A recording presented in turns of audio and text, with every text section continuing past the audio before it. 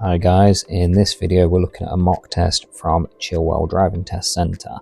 Now as we start the test, the car park is very empty when we did this, but that's not normally the case. So even when it's empty, we still want to take our time. It's quite hard to see around the buildings, and we want to treat it two-way because it is a two-way car park. So keep to the left as you're making your way around towards the exit, and when you come back to the test centre, remember to keep to that left side as well. As we come up to the end here to join the road, we're going to turn left, and as we make that turn, we want to make sure we're turning quite tight into the left hand side, giving way to any traffic coming along there. Again, during the week this will be a lot busier than what you see here, because this was on a Saturday afternoon when the offices and the workplaces down this road are closed. Up to the traffic lights, we're going to take a left turn, and as you see so far, the pupil here has done nothing that's worth marking. It's a really nice drive coming out there, really smooth and very well controlled.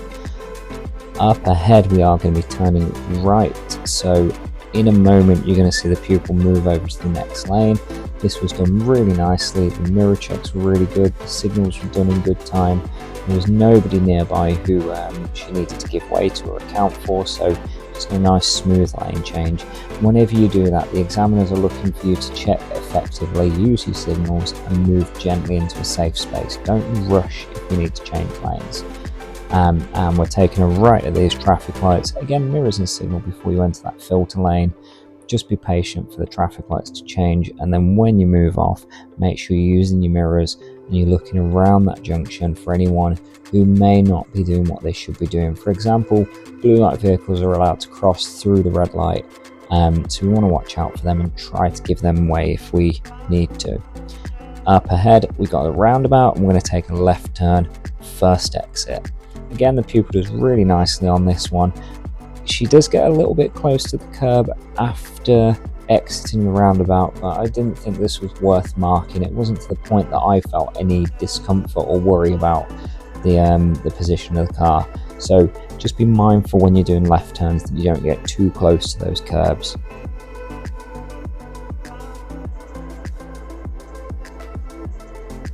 Just up ahead, my pupil is unfortunately going to make her first mistake, and sadly it has to be recorded as a serious fault on this occasion, and that is speed. So along this road it's a 30-mile-an-hour road. There's no reminder signs or change of limit signs, so you've got to be very mindful of that, and it's a built-up area, so the standard is 30 mile an hour, but as you can see on the speed there, she just creeps up to about 35 mile an hour. Now that's on the GPS, so on the speedometer she actually hit 37. Just as I was about to say to her, you need to slow down, she corrected herself and brought that speed back down, but unfortunately it was too late, and it's got to be recorded as a serious fault. So be very mindful of the speed limits in the area that you drive in, and make sure that you're keeping the speed under control. My advice is normally to aim for about 2 or 3 mile an hour under the speed limit, and that way you've got a little bit of wiggle room just to let the car creep over what you're aiming at, without being faulted for speeding.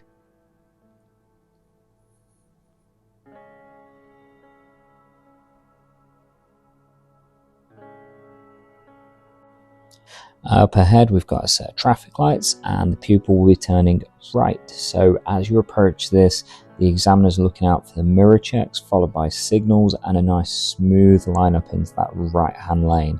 The pupil does a really good job at doing that here. Sadly for the pupil, she's going to pick up another fault here. It's just a driver fault. Because there's nobody in the left hand lane, I didn't see this as enough of a move to mark as a serious fault. However, if someone had been nearby, potentially this could even be a dangerous fault. Notice how the car leans over to the left as we enter the junction, and then we turn right. So of course, if there's a car in lane 1 and it's coming up to go straight ahead, it's going to be alongside our car as we lean. Very mindful of your position as you enter turns, and be very careful of that common mistake of leaning across before you turn.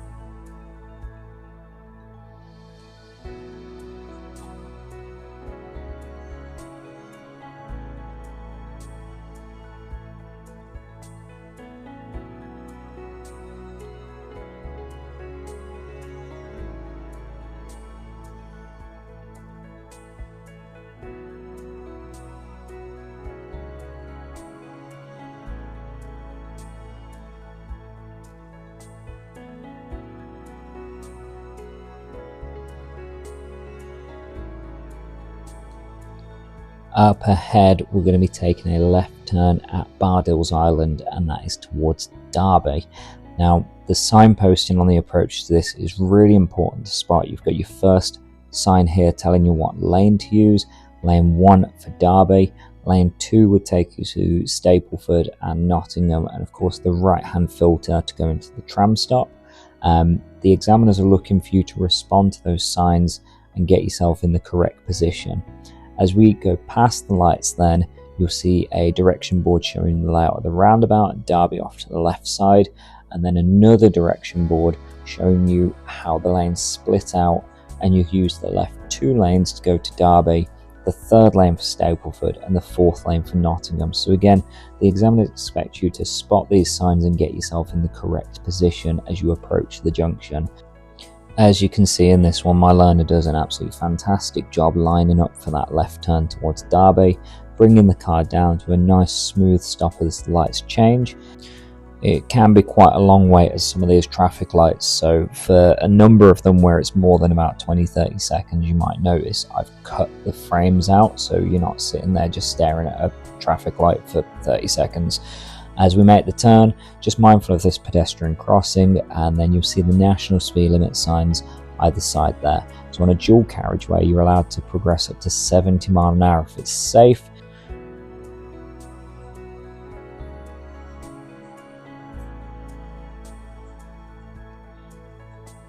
If you check the speed on the bottom of this screen here, you'll see my pupil's making about 60 miles an hour out of that, and that's perfectly reasonable on a road like this. If you can keep it up to 60 and above, that's great.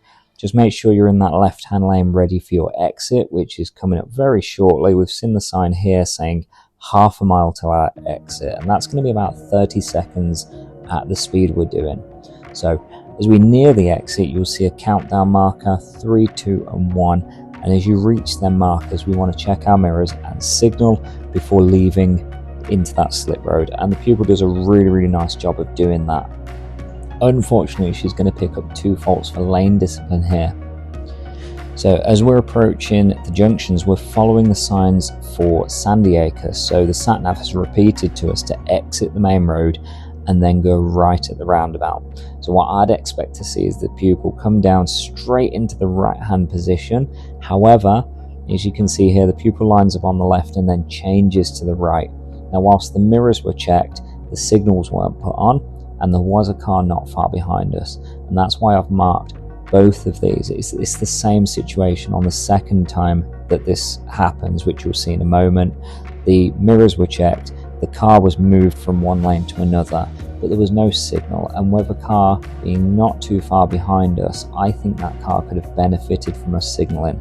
Had they been closer, this could be recorded as a serious or even a dangerous fault. So notice how the car's lining up in lane 3, and then we get that little twitch over to lane 2 as the pupil responds to the signs and markings there. So as I say, I mean, I don't see that as enough of a risk to record as anything more than a driver fault on both of those points, because there was nobody following closely behind, and the pupil did look at the mirrors before moving, and I trust that they would have not moved if the car would have been closer behind us. As we leave the roundabout, just notice the 30 sign there, so again, be very conscious of your speed limits so you don't end up creeping over them unintentionally, particularly after you've come off of a high-speed road like that one.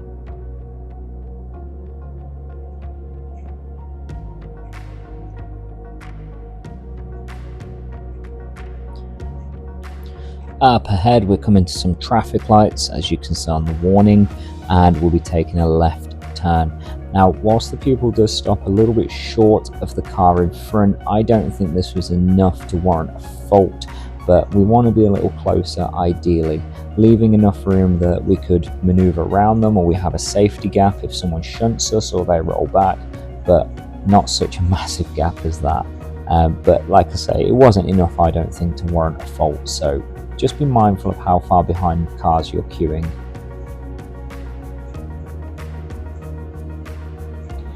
Up ahead, I'm going to get my pupil to pull up on the left hand side at a safe place, and unfortunately this is where she makes another mistake.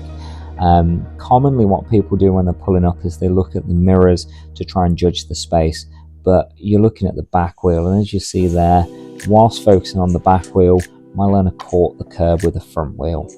I don't think this was hard enough or fast enough, or we didn't go far enough up the curb to warrant anything more than a driver fault. However, this could escalate very, very quickly if you are traveling a bit more speed. So make sure you're not staring at that mirror whilst you're pulling over. Glance the mirror, pull over, and then check it again to make sure you're close enough to the curb. And don't forget your blind spot when you move back out again.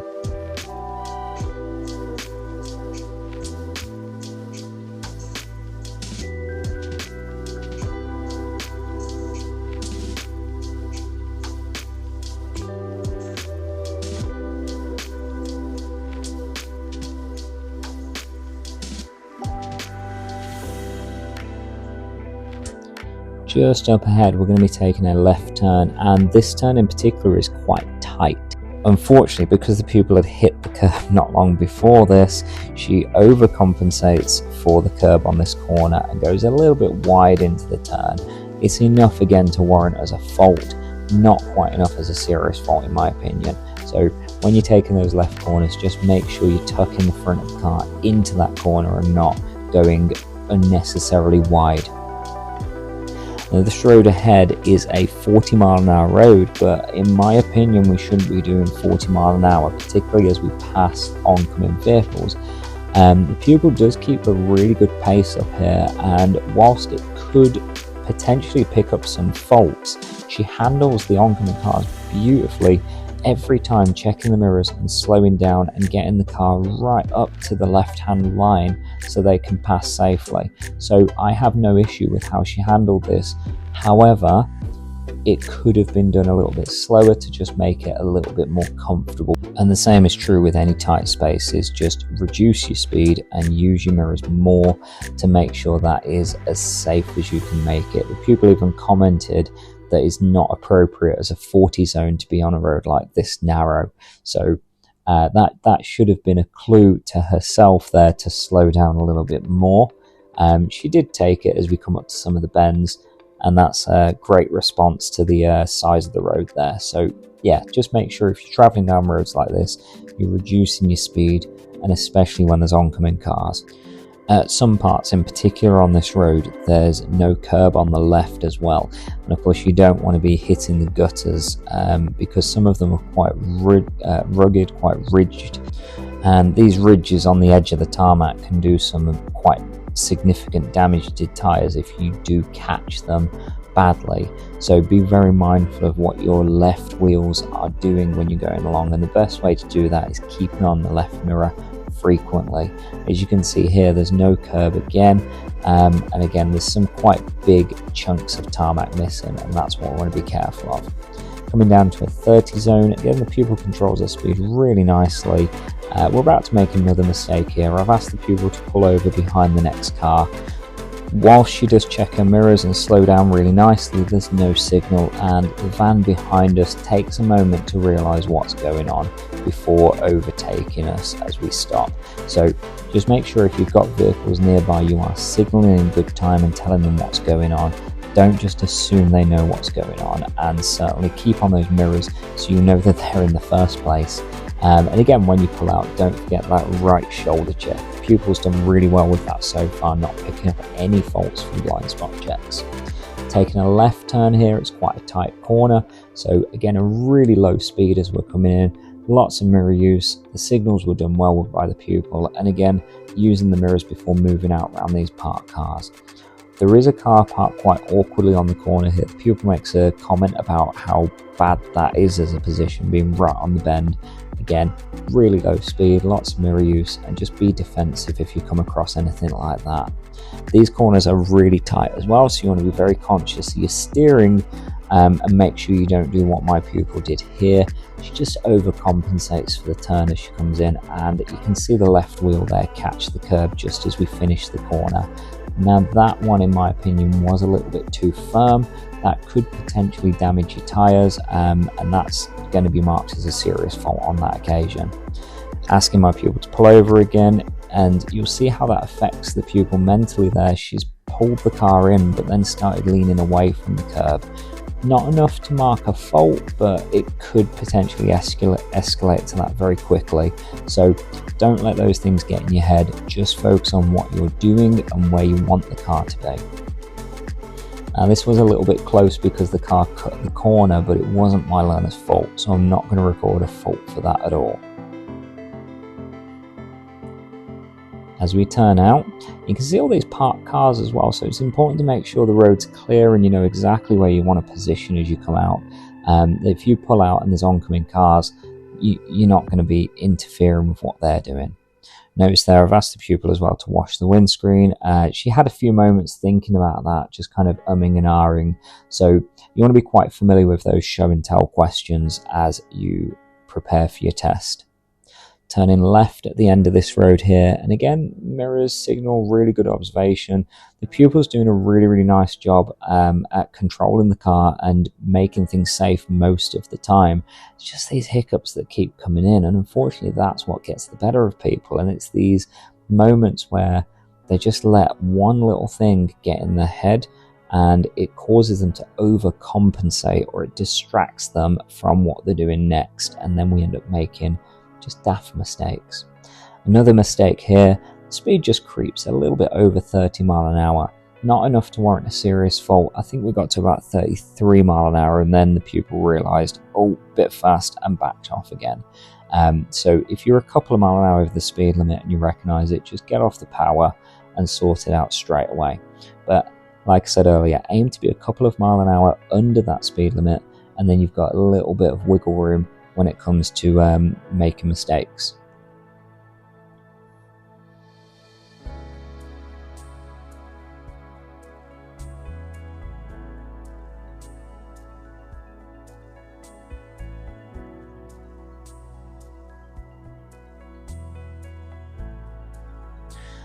Notice these signs here telling us left lane for left only and the right lane to go straight. So as we approach this roundabout, we're going straight ahead, and you'll see the pupil takes up the correct lane and joins that queue before joining the roundabout. Really nice position in there. Be very attentive to those signs and markings to ensure you get in the correct position. If at any point you do find yourself in the wrong lane, for example, if you took the left lane here instead of the right lane to go straight, as soon as you recognize that mistake, check if it's safe to change lane and make it correct. If not, just go where that lane takes you, and the examiners will be absolutely fine with that. There's no harm going the wrong way. You won't get faulted for that, but if you try to correct it unsafely or while you're joining the junction, you're going to get faulted for not approaching correctly. Now, as we're waiting at this roundabout, once my pupil gets to the front of the queue, there is a moment of hesitation where there's a lovely gap that she could have taken, but unfortunately she is a little bit slow getting her foot on the accelerator and doesn't quite manage to take the gap. So you'll see on the left there the van entering the roundabout. As he comes around, he's going to exit towards us, which gives us a shield to enter the roundabout, and that was a beautiful gap to take, but unfortunately the pupil missed it. There are cars behind, so I felt it was worth marking as a driver fault there. Now this is really easily done at roundabouts because of course your attention goes to the right hand side because they have priority, and then you miss out the traffic that obstructs them and creates a gap for you. So keep an eye out for the oncoming cars that are going to open up those gaps for you, and when you see one coming around that creates a big enough gap, don't hesitate, get yourself moving into that junction nice and swiftly.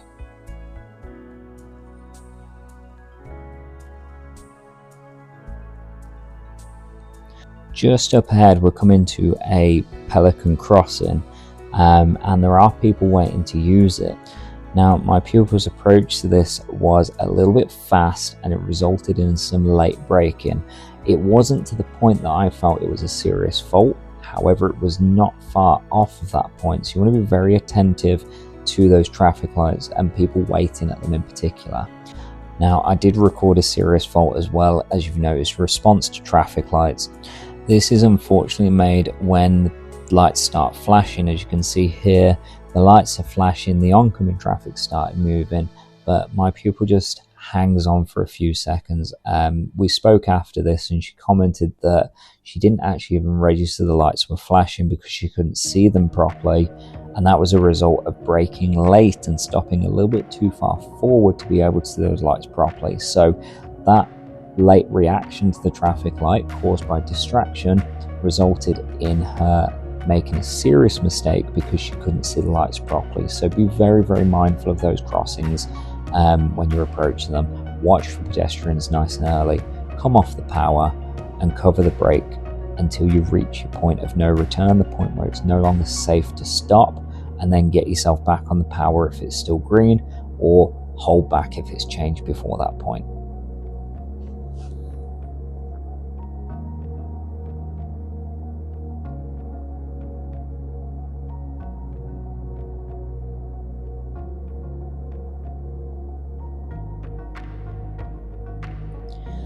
Up ahead we've got two roundabouts and we're going straight ahead at both of them.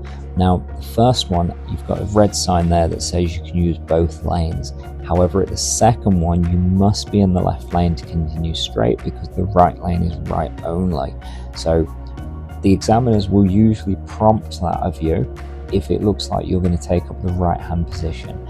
As you make your way across this roundabout, you've got to make sure you're keeping out in that left hand lane and you're aware of the pedestrian crossing just on the exit there. You can see how busy that is, so it catches a lot of people out, unfortunately.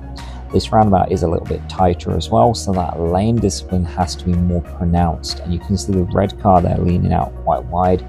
My pupil does a really nice job going wide enough to create plenty of room on the right for anyone who's using that other lane. So again, your lane discipline on those roundabouts, really, really important. We don't want to be straight lining them, and that would result in cutting people up and potentially you getting a serious fault and failing your test. So very, very precise with your lane discipline on those roundabouts.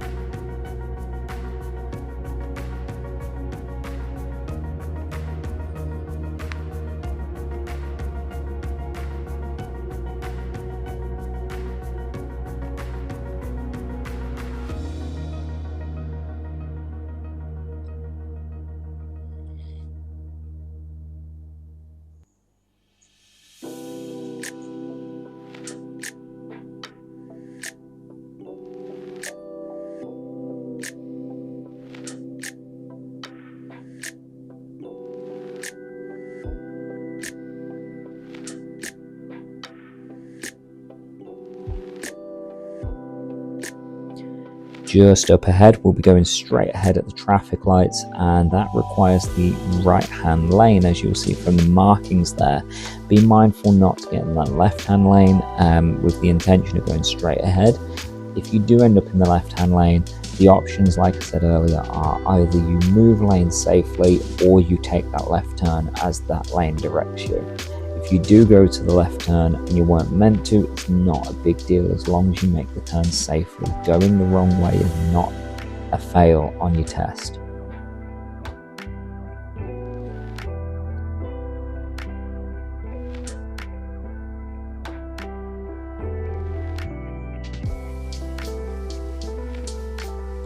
Now this isn't clear on the video here, but on my Sat Nav the instruction was keep right at the next set of traffic lights. Sometimes the Sat Nav does give incorrect directions, so the examiners will correct that if it happens. Don't panic about it, just ignore the Sat Nav like the examiner says, and that's what I've told my pupil to do. We're just carrying straight on at the traffic light. There's no need to keep right, you can use the left lane as you can see from the markings, and when those lights change we just carry on as normal. At the next traffic light, however, we will be turning right, and that brings us back into Eldon Road where the test centre is. My pupil, planning ahead really nicely here, checks her mirrors, signals, and moves over to that right hand lane. There was a little bit of confusion almost caused by these arrows telling her to move back in, but as you can see here, the lanes don't merge in as those arrows suggest, they stay as 2 lanes. Now the best way to notice that is by just looking further down the road and seeing that those 2 lanes continue. That'll either be clear by the markings or by the flow of traffic. If there's cars ahead of you, you can see the cars in front didn't move back in. As we approach the next set of lights, we'll be turning right, and as a filter lane, we can bring ourselves fully over to the right to keep out the way of the 2 lanes going straight. These lights can take quite a while to change, so I've just cut a bit out there because we were there for a good minute and a half, 2 minutes before we got to turn, and there's no point you just sat staring at a red light. Up ahead, coming back into the test centre, and remember what I said at the start about sticking to the left side because it's a 2-way car park. Unfortunately, my pupil brings it in the middle of the pathway, and whilst there's nothing coming, I still am going to record that as a fault because it's completely in the middle, and we should be treating it as a 2-way road. As we come round into the test centre, we're going to go left around the edge of the building, so my advice here is always to pause at the corner or go as slow as you can so you can see the car park cleared before you turn into it. If there's cars moving around there and you come flying around that corner, you are not going to see each other until you hit each other. So very, very slow and steady around this car park. To finish off this mock test, I've asked my pupil to do a reverse bay park in one of the spaces on the right. Now, I teach my pupils to use a 45-degree method, as some people call it, where you pull up right up to the parking space and then you swing the car away from the space before reversing in. Now, you are allowed to correct the manoeuvre, and my pupil does make a correction while she's doing this, pulling out of the space again to realign the car in the lines because she has a bit of trouble with the steering, trying to straighten the car up. If you correct the manoeuvre, it just goes down as a driver fault. It's not the end of the world, and the examiners are quite happy with you correcting it as long as each correction you make results in an improvement in the position of the car. The aim, of course, is to finish with all 4 wheels inside the space. If your wheels are on the line, that often gets recorded as driver fault, but if your wheels are over the line, that will go down as a serious fault. The other thing is observations that they're really keen on with these manoeuvres. So even if the car park's completely empty, they want to see you looking around over both shoulders regularly, covering the back end of the car frequently, so you know exactly what's going on during the whole of that manoeuvre. Now, on this occasion, I recorded a serious fault for observations because I just didn't feel there was enough checks made over the shoulders as we were doing this manoeuvre, particularly when she corrected the manoeuvre. Moving the car forward with no checks is potentially going to be a serious fault, but certainly reversing the car with no shoulder checks is going to be a definite serious fault. So make sure when you're doing your manoeuvres, you take your time and you look around frequently, and don't stress if you get the manoeuvre wrong. You are allowed to correct it. I do hope this video has been useful for you and helped you in preparing for your driving test. If it has, please feel free to like, subscribe or share, or all 3 if you're feeling really generous. In the meantime, thank you for watching this. God bless.